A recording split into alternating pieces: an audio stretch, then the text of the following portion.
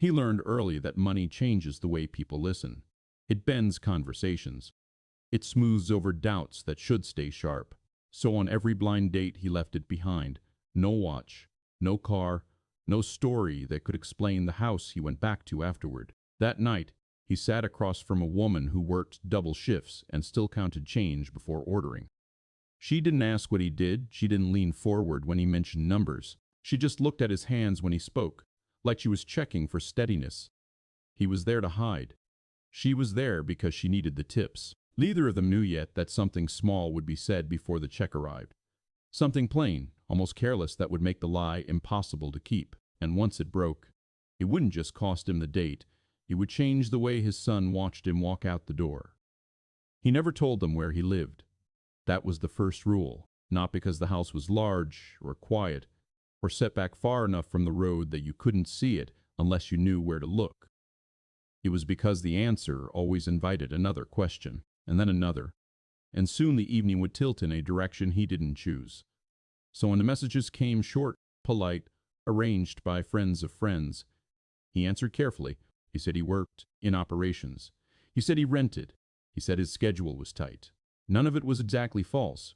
It just left things out. Before each date, he stood in the same place in his bedroom, not in front of the mirror, but beside it. The mirror showed him too much. The place beside it showed him what he needed to remove. The watch went into the drawer. The leather wallet stayed behind, replaced by a thinner one with creased bills and a single debit card. He wore the same jacket every time, dark and worn at the cuffs. It wasn't a costume, it was a narrowing. Downstairs, the house was already quiet. The lights were on timers. The coffee machine had finished its cycle. He moved through rooms that knew his steps, brushing a hand along the back of a chair, straightening a book he hadn't finished reading. He checked the time on his phone. He was early. He always was. The driveway was empty except for the second car, the one he didn't use anymore. He passed it without looking. The smaller car sat closer to the road, a few scratches along the side he never fixed. He chose it every time. As he pulled out, the gate closed behind him with the same soft click. It was a sound designed not to echo. He preferred it that way. At the first light, he checked his reflection in the rearview mirror. Not his face, his hands. They rested on the wheel, steady, clean. He learned that people watched hands when they weren't sure what to ask. He told himself the reason again, though he didn't need to. Money made things uneven. It made people forgive what they shouldn't. It made silence feel like agreement. He wasn't interested in any of that. He wanted something simple. Someone who listened without calculating. That was what he said anyway. The restaurant was the kind that tried not to look like it was trying. Brick walls, small tables, menus printed on thick paper. He arrived 10 minutes early and asked for a table near the window. He liked to see who was coming in before they saw him. He sat with his back straight, jacket still on. The chair across from him stayed empty. He watched people pass outside, couples walking too close, a man pulling a child by the hand, a woman checking her phone while she waited for the light. He didn't think about his son then. He rarely did before dates. Not because he didn't care, but because caring made him slower. It made him stay. The server brought water without asking.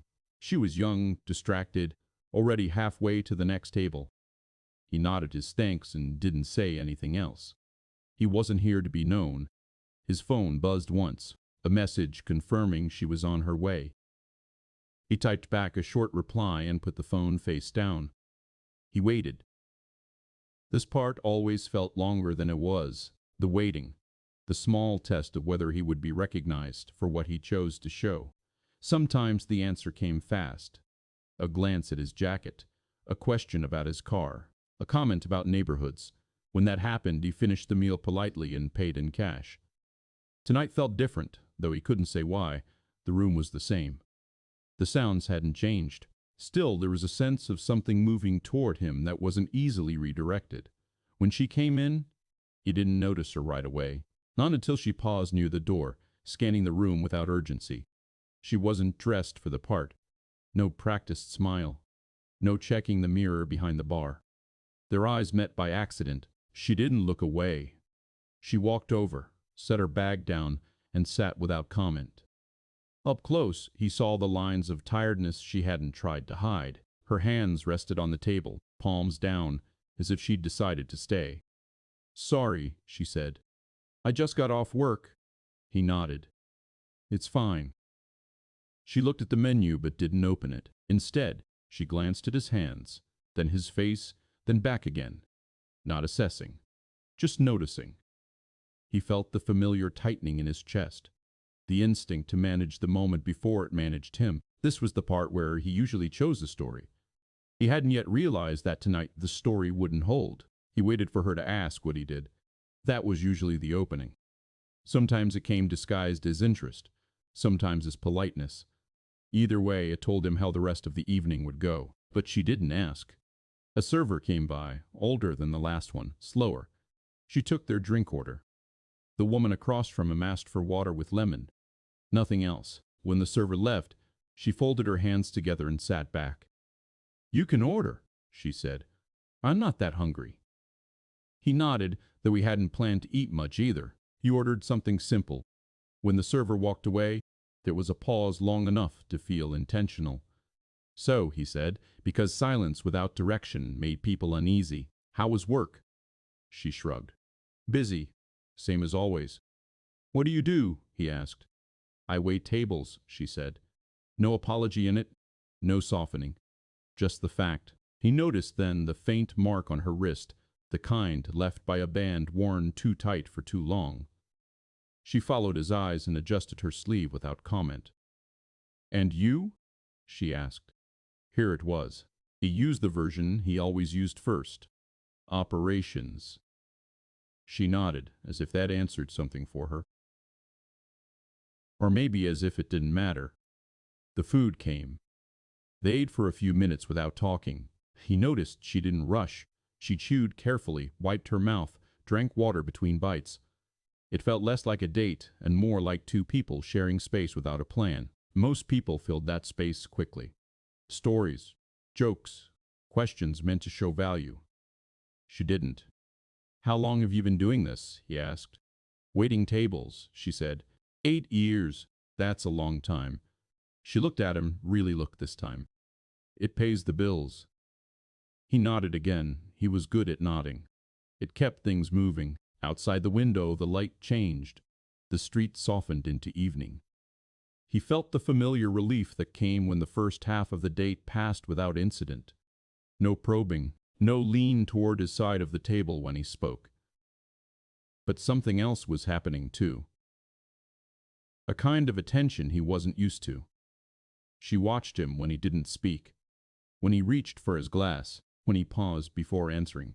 "You're careful," she said suddenly. He looked up. "About what?" "About everything," she said. "The way you talk, like you're stepping around something." He smiled, the polite version. "I guess I'm not very interesting." She didn't smile back. "I didn't say that." The server returned with the check, placing it between them without comment. The woman glanced at it, then pushed it gently toward him. "You don't have to," she said. "We can split it." "I've got it," he said quickly. She didn't argue, just watched as he pulled out the thin wallet. He felt her eyes then, sharper than before. He placed cash on the table, counted once, then added a little more. Not enough to stand out. She noticed anyway. "Most people don't tip like that," she said. "Like what?" "Carefully," she said. "Not generously. Not badly. Just deliberately." He folded the wallet and put it back in his jacket. "Habit." She nodded. "I get that." They stood. The movement felt abrupt, like waking from a shallow sleep. Near the door, she stopped and turned to face him. "I should get home," she said. "Yeah," he said. "Me too." Outside, the air was cool. Cars passed. Someone laughed across the street. He waited for the polite ending, the number exchange, the vague promise to talk. Instead, she looked at him for a long moment. "You're not broke," she said. It wasn't an accusation. It wasn't curiosity. It was observation, plain and unguarded. He felt something shift, not inside him, but around him, like the room had tilted just enough to make standing still harder. "I didn't say I was," he replied. She nodded once. No, you didn't. Another pause. This one heavier. I should go, she said again. I have an early shift. She turned before he could respond and walked toward the bus stop at the corner. He watched her go, the way she didn't look back, the way she adjusted her bag higher on her shoulder. He stood there longer than necessary. In the car, he didn't start the engine right away. His hands rested on the wheel, the same place they always did. Steady. Clean. He told himself it was fine, that this was how it usually ended when someone noticed too much, that nothing had been lost. But as he pulled away from the curb, he realized he hadn't felt relief, only the quiet pressure of something unfinished, moving with him into the night. By the time he reached the office the next morning, the feeling from the night before had settled into something duller. Not gone, just quieter. Like a sound you stop noticing because it doesn't change. The building rose clean and pale against the sky. Glass, steel, no sign out front. People who worked there didn't need reminding. He parked in the underground garage and took the stairs instead of the elevator, 2 at a time, jacket folded over his arm. Inside, the floor was already alive with motion. Phones ringing, low voices, shoes moving fast across polished concrete. When he stepped through the doors, conversations shifted without stopping. He didn't announce himself. He never had to. At his desk, he set his jacket on the chair and turned on the screen. Overnight reports loaded in neat rows, numbers aligned. Errors flagged. He scanned them quickly, making notes without writing anything down. Most people thought this meant he was gifted. It wasn't that. He just paid attention longer than they did. At 10, there was a meeting. 12 people around a table. Coffee cups half full. Someone was explaining a delay, using too many words to protect themselves. He listened without interrupting. When the explanation ended, he waited a beat longer than necessary. Here's what we're going to do, he said. The room adjusted. Chairs angled toward him. Pens paused. He didn't raise his voice. He didn't need to. His authority lived in the absence of hesitation. After the meeting, a junior manager followed him into the hall. Can I ask you something? She said. He slowed, but didn't stop. Make it quick. She did. He answered. She thanked him and walked away lighter than before. This was the version of himself that worked. The one who solved things. The one who made decisions others didn't want to carry. He'd learned the role early, back when money first showed him what it could do. How it made people lean in. How it smoothed over doubt. He promised himself he wouldn't confuse that with connection. At lunch, he ate at his desk. A sandwich he didn't taste. His phone buzzed once. A message from the number he hadn't saved. Hope you got home okay? He stared at the screen longer than he meant to. No punctuation. No follow-up. Just the line. He typed back, erased it, then typed again. Yeah, you too. He set the phone down before anything else could form. The afternoon passed in controlled pieces. Emails answered, problems rerouted. At 3, his assistant asked if he wanted to reschedule a call. No, he said. I'll take it. The call ran long. When it ended, the floor was quieter. People packing up. Lights dimming in unused rooms. He stayed until the last report was finished, then shut down his screen and stood. As he walked out, he passed his reflection in the glass wall. Jacket on. Shoulders squared. This was the man people trusted. The one who didn't need reassurance. In the garage, he chose the smaller car again. He always did, even here. He told himself it was habit. Or humility. Or convenience. On the drive home, traffic slowed near school. Children crossed in uneven lines, backpacks swinging. The teacher held up a hand to stop cars. He watched a boy trip, then recover without crying. When he reached his street, the gate opened before he reached it. The house waited, lights warm against the early dark. Inside, the air smelled faintly of soap and toast. His son sat at the kitchen table, homework spread out. He looked up when the door closed. You're late, the boy said. Not that late, he replied, setting his keys down. The boy shrugged and went back to his work. No accusation in it, just fact. He changed his jacket, washed his hands, poured a glass of water. As he leaned against the counter, his phone buzzed again. "You always tip like you're thinking about it," the message read. "That's not a bad thing." He didn't respond right away. He watched his son erase a line and rewrite it more carefully. Watched the small frown of concentration. "What are you doing?" he asked. "Math," the boy said. "I don't like it." He smiled faintly. "You don't have to like it. You just have to do it." The boy nodded, accepting that without argument. Later, after the dishes were done and the house settled into its quieter rhythms, he lay awake longer than usual. The ceiling fan turned slowly. The message replayed itself. Not the words, but the tone. The way it hadn't asked for anything. He realized then that the role he played so well at work, on dates, everywhere, had one weakness. It depended on being unseen. And someone had started to see him anyway. He didn't plan to see her again that soon. The decision wasn't framed as one. It arrived as a small adjustment to routine. A different route home.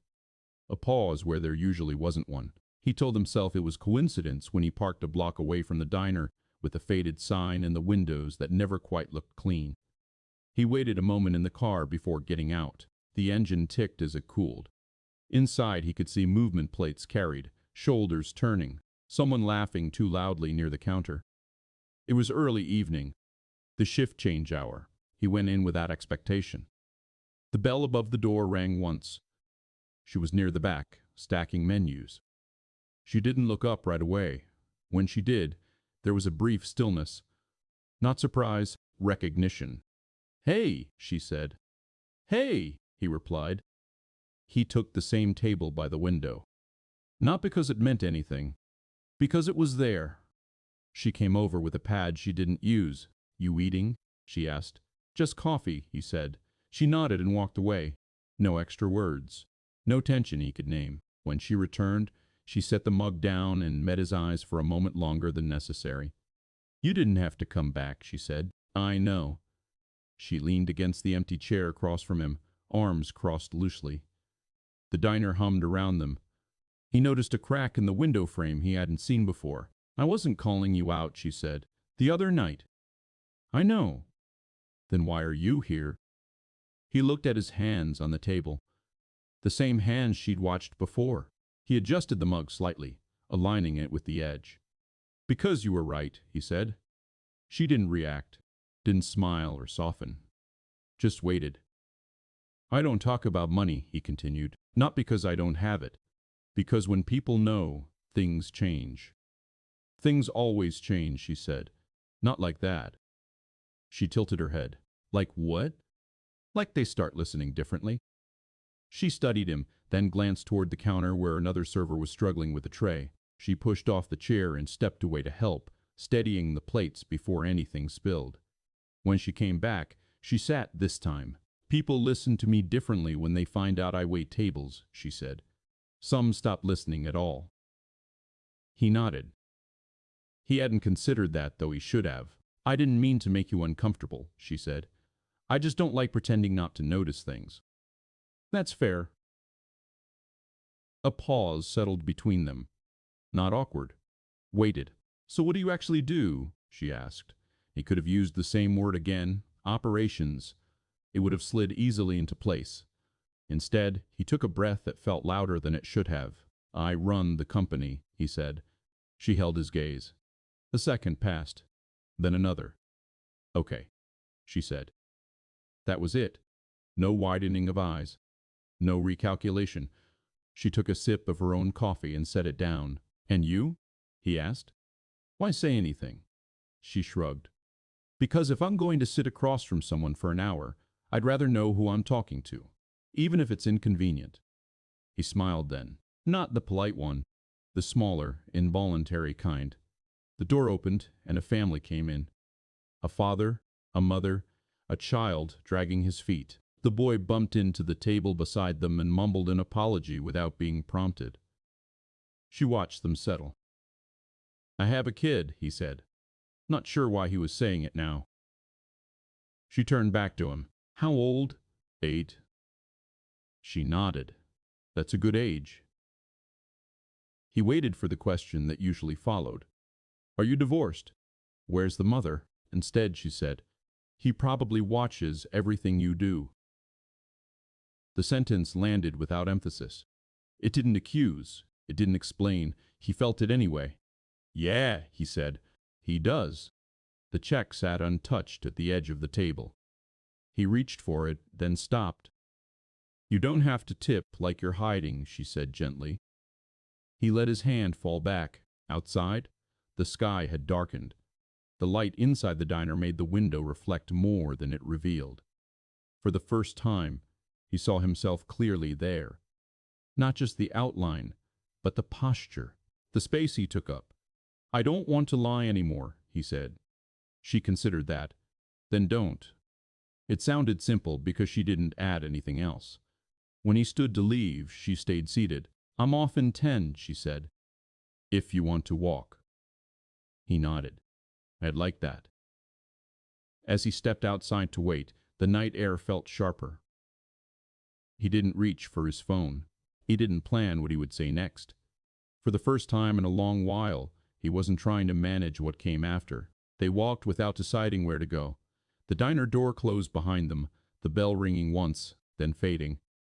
She pulled her jacket tighter as they stepped onto the sidewalk. He matched her pace without thinking about it. The street was uneven, patched in places where repairs had been done quickly and never finished properly. She talked about her shift. Not complaints, just details. The table had stayed too long. A couple who argued quietly. A regular who always paid an exact change. He listened, not because he was trying to be attentive, but because the details asked nothing from him. When they reached the corner, she stopped.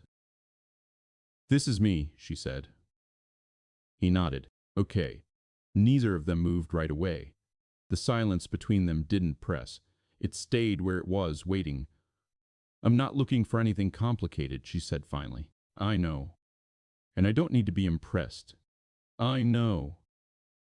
She studied him again like she was checking for something consistent. Then we're fine. She turned and walked toward the bus stop without looking back. He stood there until the bus came and went. Only then did he head for his car.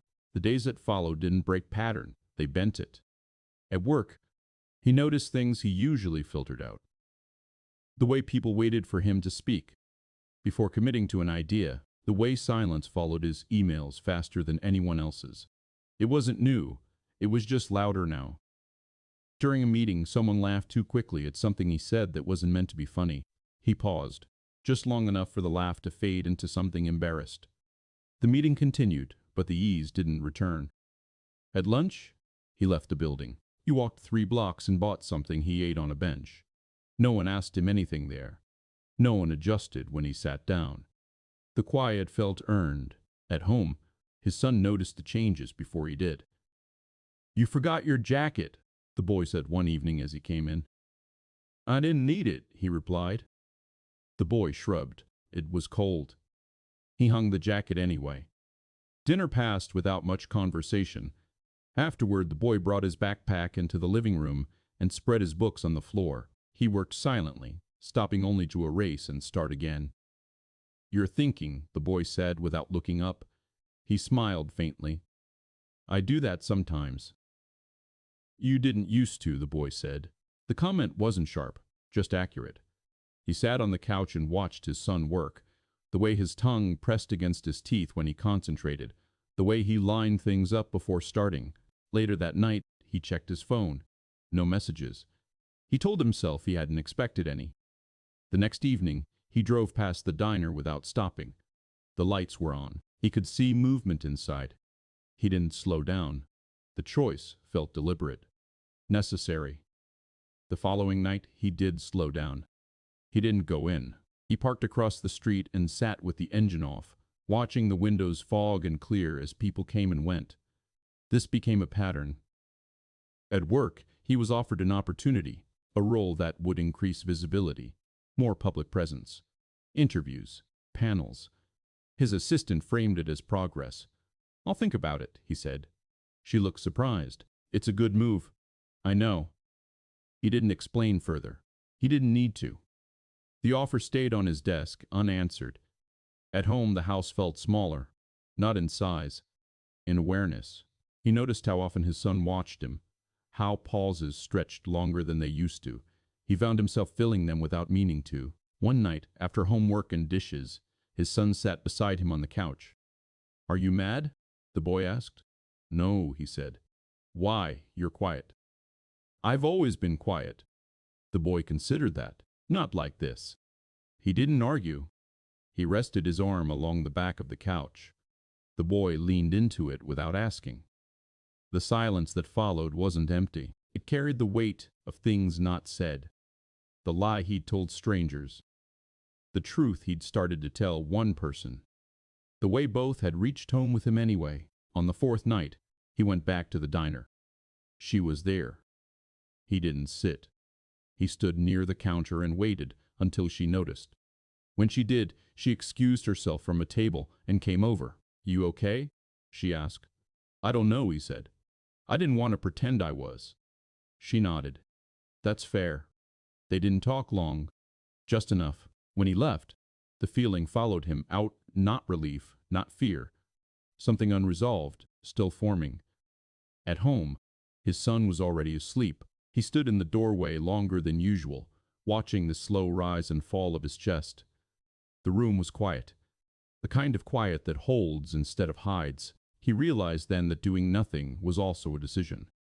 And it was starting to cost him. The next morning, the house woke before he did. He heard movement down the hall. A drawer opening. The soft thud of feet on the floor. By the time he reached the kitchen, his son was already dressed, sitting at the table with a bowl of cereal gone soggy from waiting too long. "You didn't wake me," he said. The boy looked up. "You looked tired." He poured coffee and leaned against the counter. The smell didn't do much for him. He watched his son push the cereal around, eating without interest. "What day is it?" the boy asked. "The Wednesday." "Oh." He nodded. "That's library day." "Yeah." The pause followed. "Not heavy. Just there." "Can you come to pick up today?" the boy asked. He hesitated, not because he couldn't, because his first instinct was to say he'd try. "Yes," he said instead, "I can." The boy accepted that with a small nod and went back to his cereal. At work, the day resisted him, not in any obvious way. Things still moved. Decisions were made. But his attention drifted. During a call, he missed a detail and had to ask for it again. No one commented, but he noticed the brief silence that followed. At noon, his assistant reminded him about the offer on his desk. "They need an answer soon," she said. He looked at the folder, his name printed cleanly on the tab. "Not today," he said. She waited, then nodded. "Okay." When he left early, no one stopped him. The school parking lot was crowded. Cars lined up unevenly, engines idling. Parents stood near the gate, phones in hand. He parked farther back and walked. His son came out with the others, backpack bouncing lightly against his shoulders. When he saw him, his face changed. Not surprise, not excitement, something steadier. "You came," the boy said. "I said I would." They walked to the car together. The boy talked about the book he'd picked out. A story about a man who pretended to be someone else to get what he wanted. He didn't tell the truth, the boy said, and then everyone was mad. "What happened after?" he asked. "He had to stop pretending," the boy said, "or be alone." The boy climbed into the car and buckled himself in. The line had been delivered without effort. No lesson attached, just a summary. They drove home in quiet. That evening, the house settled early. Homework finished. Dinner simple. The boy went to his room without being asked. He didn't close the door all the way. Later, as he washed the last plate, his phone buzzed. A message from the waitress. "You don't have to explain anything. Just saying that." He dried his hands slowly, folded the towel, set it aside. The message didn't ask for response. It didn't give him space to hide either. He walked down the hall and stopped outside his son's room. The boy was sitting on the bed, lining up small plastic figures in careful rows. "Can I ask you something?" he said. The boy didn't look up. "Okay. Do you think people should tell the truth even when it's harder?" The boy thought about that. Then he said, "I don't like it when you pretend." The words were simple. They didn't accuse. They didn't explain. He felt them anyway. "I pretend?" he asked. The boy finally looked at him. "Sometimes you act like things don't matter, but they do." He nodded. He didn't correct him. That night, after the house went quiet, he sat at the kitchen table with the folder from work open in front of him. He read the offer again. The benefits. The reach. The version of himself it required. He closed it. Then he opened his phone and typed a message. Not long. Not careful. "I want to tell you the truth. All of it. If you're willing to listen." He didn't watch for the reply. He stood, turned off the lights, and went upstairs. For the first time in a long while, the quiet didn't feel like something he was managing. It felt like something waiting. She replied the next morning, "I'm off at 6. Nothing else. No questions. No conditions." He read the message once, then set the phone down. The decision had already been made. The reply didn't change it. It only gave it a place to land. The day moved slowly. He declined the role formally, thanked the board for the confidence, cited timing. No one argued. A few people looked confused. One looked disappointed. He absorbed it without explanation. At 5:30, he left. He picked his son up from aftercare, waited while he tied his shoes twice because the first knot didn't feel right. They drove home with the windows cracked open, the air cool and sharp. "I'm going out later," he said as they pulled into the driveway. The boy nodded. "Okay, I'll be back." The boy paused, then said, "You don't have to hurry." The word stayed with him as he changed and left again. This time, he didn't take the smaller car. He drove the other one, the one he'd been avoiding. It wasn't flashy, just clean, quiet, certain. When he parked near the diner, he noticed how it fit into the street differently, how it didn't disappear. She was already outside when he arrived, jacket on, bag slung over her shoulder. She looked at the car, then at him. Her expression didn't change much. "Just enough. You sure?" she asked. "Yes." They didn't walk this time. He opened the passenger door and waited. She hesitated, then got in. They drove without music. The road stretched out, familiar to him, new to her. He didn't explain where they were going. He didn't soften the turns. When they reached the gate, it opened without pause. She noticed that. "This is you?" she asked. "Yes." He parked and turned the engine off. The house stood behind him, lights on, steady and quiet. She didn't move right away. "I don't need this," she said. "I know. I don't want to be a story about surprise. I know." She looked at him then, really looked. "Then why show me?" "Because if I don't," he said, "I'll keep pretending in ways I can't explain to my son." That landed. She nodded once. Inside, he didn't give a tour. He led her to the kitchen and poured water. The house didn't perform. It just existed. She took in the space, the order, the absence of excess. A drawing was taped to the fridge. Crooked letters. A figure holding another's hand. "My kid made that," he said. She smiled faintly. "I figured." They sat at the table. He told her everything. Not all at once. Not defensively. He talked about the company, the money, the years of watching people lean in too quickly. He talked about his wife, briefly, without detail. About learning to be careful and never unlearning it. She listened without interruption. When he finished, the room stayed quiet. "Thank you," she said finally, "for not making me guess." "I don't expect anything," he said. "I just didn't want to lie." She stood and walked to the window. Looked out at the dark yard. "I can't do this," she said. Not unkindly. "Not like this." He nodded. The cost arrived cleanly, without drama. "I understand." She turned back. "It's not about the money. It's about the gap. The way it changes gravity." "I know." They stood there, facing each other, nothing left to correct. When she left, he walked her to the door. He didn't follow her outside.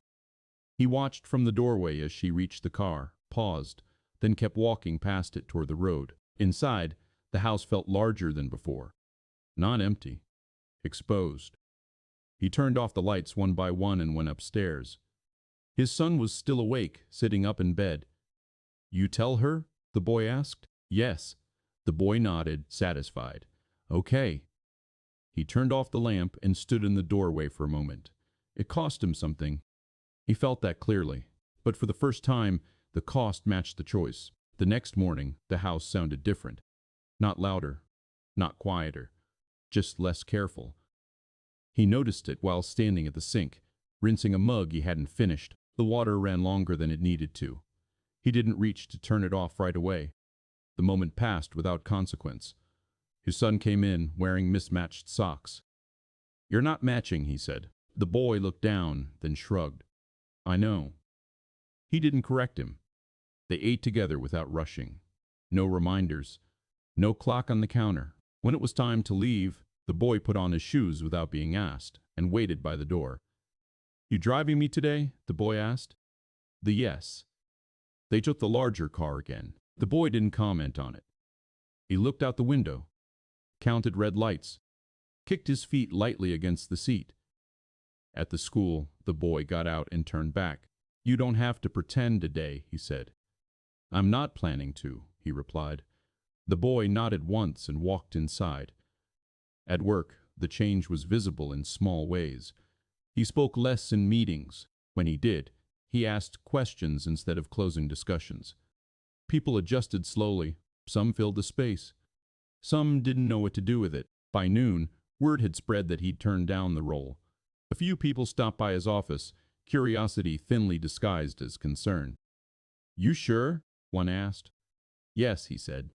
That was enough. He left early again. This time, he didn't justify it. The diner was busy when he passed it. He didn't slow down. He didn't look for her inside. The absence was clear, but it didn't pull at him the way it had before. It simply existed. At home, the afternoon stretched open. He folded laundry without hurrying, fixed a cabinet hinge he'd been ignoring. When his son came home, they worked on homework side by side at the table. Later, as the sun dropped low, his phone buzzed. A message. Not from her, from the board. A confirmation. The role would move forward without him. They thanked him again. He set the phone face down and didn't think about it further. That evening, he cooked. Nothing elaborate. The boy stirred when asked, spilled a little and laughed without checking his reaction first. After dinner, they sat on the couch. The boy leaned against him, heavier than he used to be. He didn't shift away. "Are you lonely?" the boy asked. He considered the question. "No," he said. "Not right now." The boy accepted that. He rested his head and closed his eyes. Later, after the boy was asleep, he walked through the house and turned off lights. When he reached the front door, he paused. The keys sat on the table beside him. Both sets. He took only one. Outside, the night was still. The gate didn't open because he didn't ask it to. He stood there for a moment, hands in his pockets, breathing without planning the next move. Somewhere across town, the diner would be closing. Chairs flipped. Floors mopped. Tips counted carefully. He didn't imagine her there. He didn't need to. Inside the house, the quiet held without effort. Not managed, not earned, just present. When he went back in and closed the door, the sound was final in a way it hadn't been before. Not because something had ended, because something no longer needed to be hidden.